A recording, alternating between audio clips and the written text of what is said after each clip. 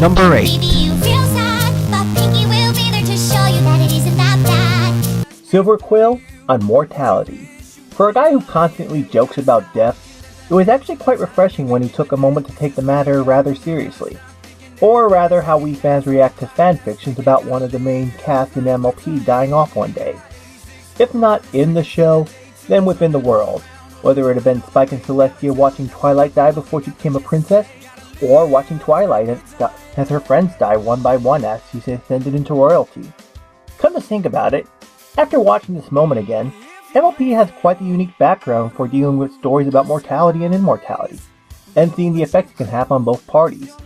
Sure, the issue can be touched upon with stories such as the Greek myths, Lord of the Rings, and even the Bible if you want to get technical. But in MLP, because the immortal characters get so much more screen time and interaction with the mortal characters, we can grow a much stronger attachment to, say, Celestia than we can Zeus. Again, not that it can't work in other worlds about immortals and mortals, it's just that with MLP, since it's more of a God Among Us world, it's a perfect setup for much stronger connections that make for greater feels and sadder stories. And it was nice to be pointing to a nice Sesame Street episode while I was at it. Still, while it's debatable if the show itself will ever deal with the issue of death, we can always count on the fandom to make the heavy stories the show can't. Versus entropy and the inevitable outcome of life that is death. And Brony. Always the Brony.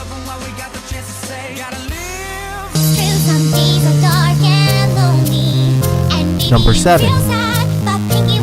Scribbler, small actions, and large consequences. When I first saw this one, I had to take a step back. It couldn't have been real. They just made it up for a good episode. But once I got confirmation that it was real and that this really happened, I had to take a moment to lie down and think, really? Okay, so what's this episode about? Well, in it, Scribbler talks to Dr. Wolf about how she got several of her videos taken down by fans who filed a complaint on YouTube due to a pairing in one of her reads that they didn't agree with. I'm not even kidding. I mean, haters and other ugly things happen in any fandom, but in the Brony fandom, something like this happening over something like a fan who didn't like a Pinky Dash story? A fandom that, so far as I have seen, is so loving and understanding? Really? For a fellow Brony? A fan? To do something like this to such a kind and loving analyst such as Scribbler? That was almost too much for me to take. However, once I got over it and watched the video again, I found it to be rather uplifting. Like I said, everything, even the Brony fandom, has a dark side to it, and I guess until that point, I was rather sheltered. So I guess if my little bubble had to be shattered, I was glad that it was with this moment.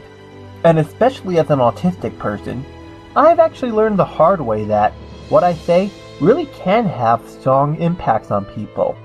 For good, but usually for worse. And it reminds me to say what's in my head out loud before I say it to people.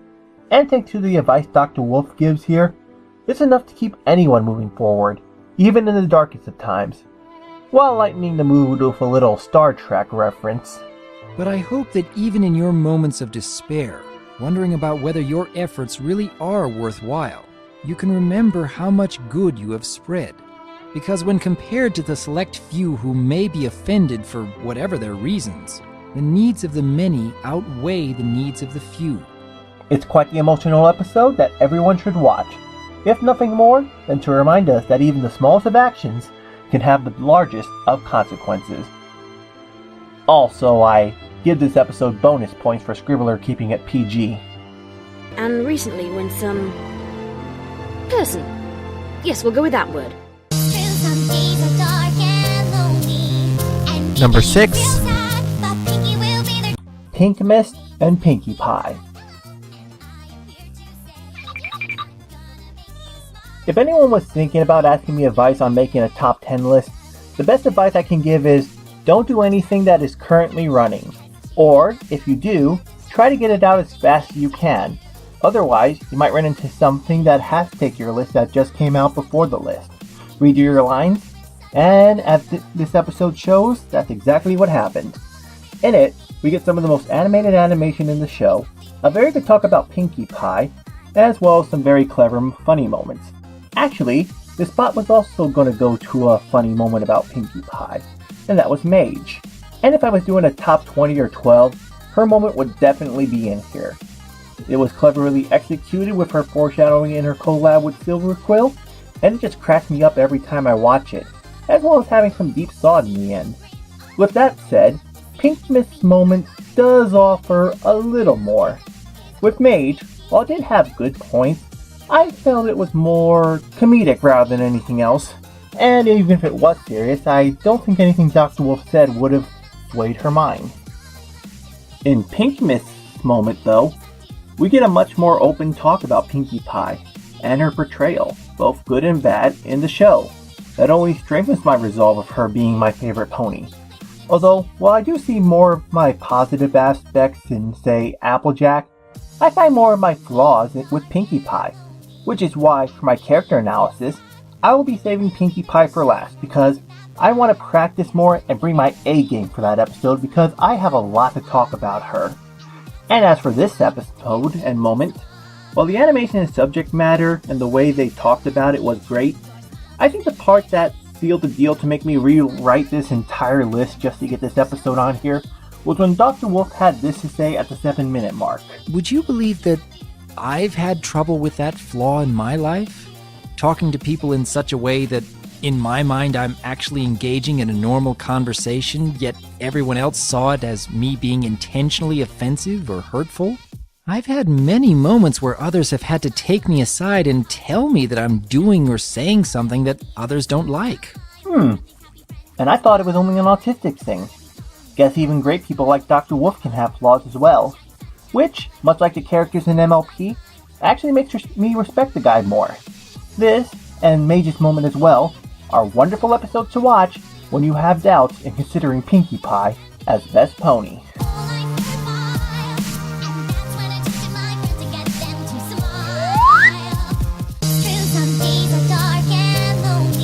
Number 5.